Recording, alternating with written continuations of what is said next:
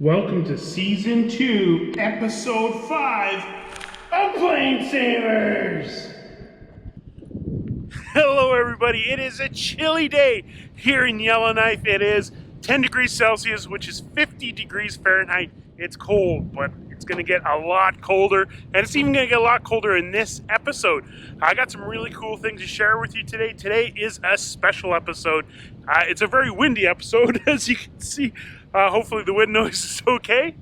Behind me, this right here is a Basler. It's a Basler DC-3. So a DC-3 that has been converted. See, it's got these big PT6 turbines on it. This aircraft is a workhorse and is the future of what DC-3s are in, the whole realm of its life cycle. By putting turbines onto a DC-3, a World War II DC-3, you can extend its life frame maybe another 50 years, who knows. JKB, this is JKB here. And if you watched season 1 of Plane Savers, you know that Aussie Will, my buddy Will, was flying JKB in Antarctica. Today's February 5th, 2019, and this is episode 35 of Plane Savers. G'day, Mikey. Just wanted to let you know how much we're enjoying the show, and we're really impressed with the group of people you're bringing together. That's a great community, and special thanks for introducing Jay to everyone. Here she is. We're in Casey Skiway in Antarctica. It's only -6 here, but it is the opposite end of the world to you, so that's pretty cool. Anyway, enjoy your -40. And yeah, we've been supporting science down here for the last couple of months. And in a few weeks we'll be heading back through the Americas up your way. And yeah, thanks a lot for the show, and keep it up. Cheers. JKB here actually flew in Normandy the day after D-Day. Yes, so it's a day after D-Day. And it just happens we also have MKB here. MKB is its sister ship. These aircraft are owned by Ken Bork out of Calgary, and we lease them. Yes, Buffalo Airways leases the Baslers for the summertime. While most of our crew's out fighting fire, they come in and help us out.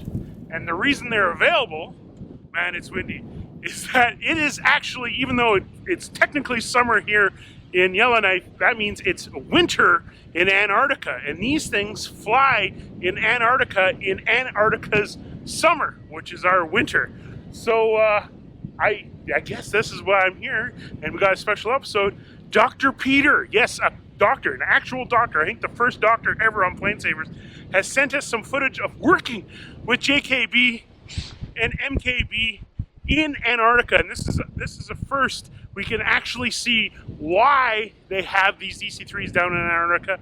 I'm super excited to show you guys. Guys, check this out.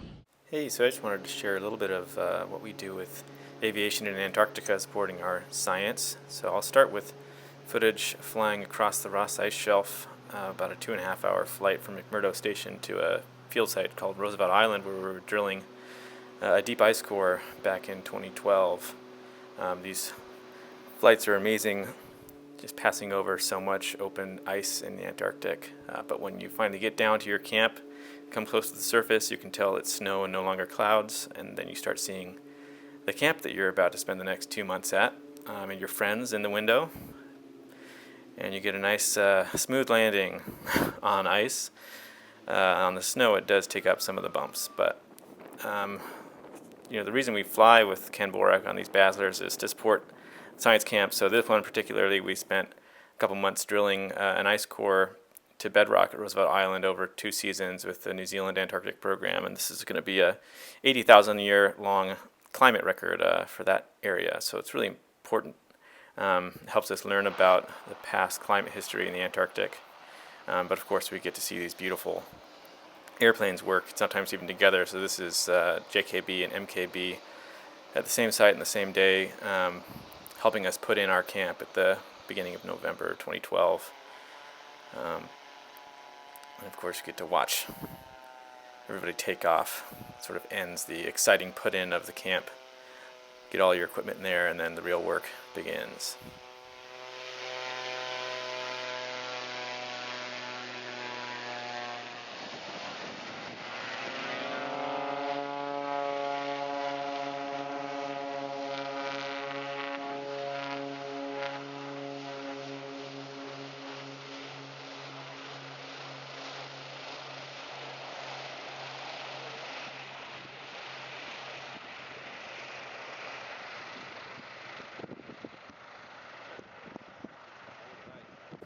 The 2012-2013 Antarctic season was the last time that I got to work with Juliet Kilo Bravo until just this past January 2019.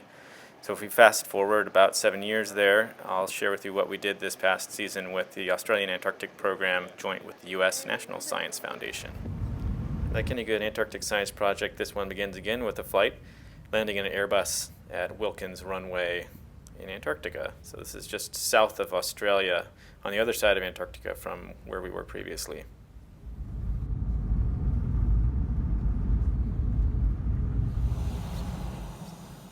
A really amazing thing about the Antarctic is just the coordination of logistics that has to happen to get everybody where they need to be. So this is a Basler with the Chinese Antarctic Program coming in just 5 minutes after we landed to pick up a contingent of expeditioners for their national Antarctic program. It's just really impressive, like a well-coordinated bus system. As soon as we landed, another plane was there to take them on their next leg. So what we were doing with this project was mostly ground supported. We were doing a heavy traverse inland about 130 kilometers from Casey Station, Antarctica.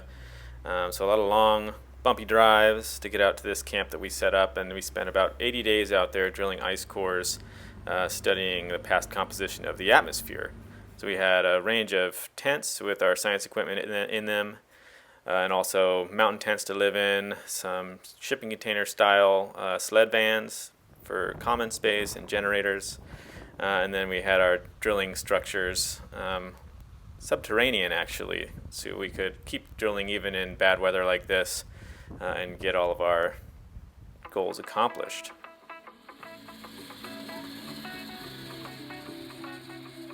So you can see some more of our work process here. This is how an ice core is drilled. So we send this electromechanical drill sonde downhole. It has a motor inside of it and these skates, these anti-torques that keep it positioned in the hole so that only the drill bit spins, producing a nice ice core.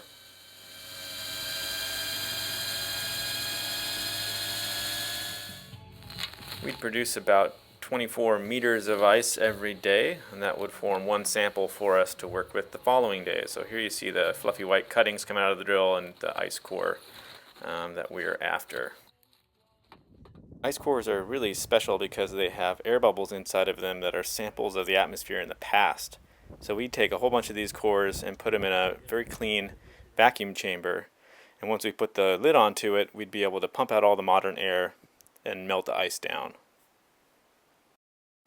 Melting the ice, of course, releases the air bubbles, which you can see bubbling through the water here. Once the ice is totally melted, we then pump it into sample canisters. So we have about a dozen of these sample canisters. The oldest ones from the deeper ice have air dating back to the 1870s inside of them.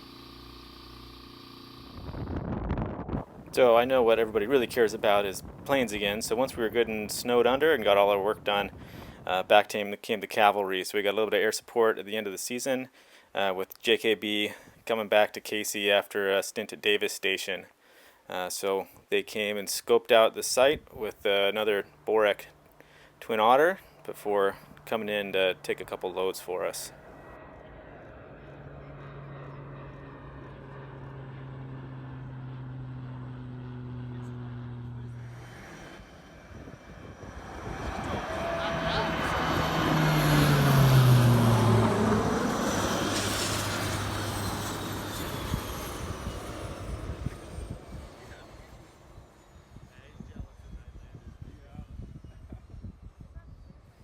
Once Will got JKB back on the ground, we were able to do one flight full of empty fuel drums and then get some of our heavy items out and back to station.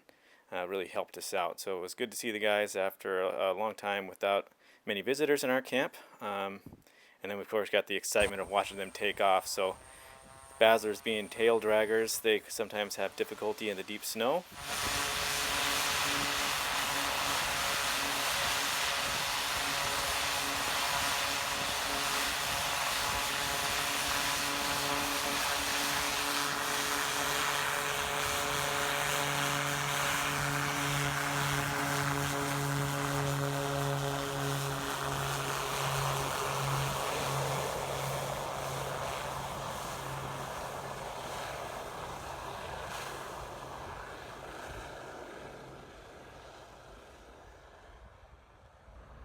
Hey, I hope you enjoyed my sketchy home footage from Science in Antarctica.